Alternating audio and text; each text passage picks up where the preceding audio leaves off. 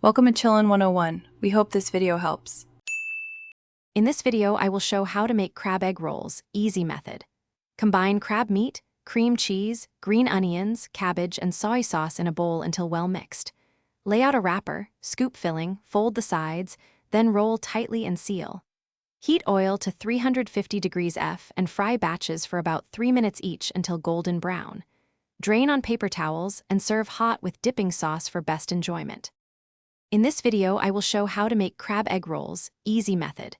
Start by placing a small amount of filling near the lower corner of the wrapper, not too full.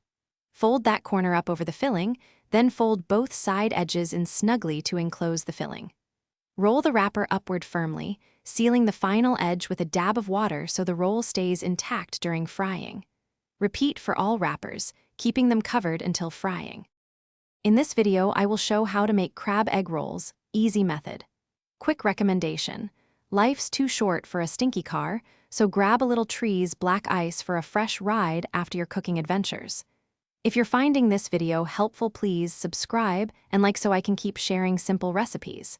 Check the description for the link and other deals, and now let's get back to the video. In this video, I will show how to make crab egg rolls, easy method.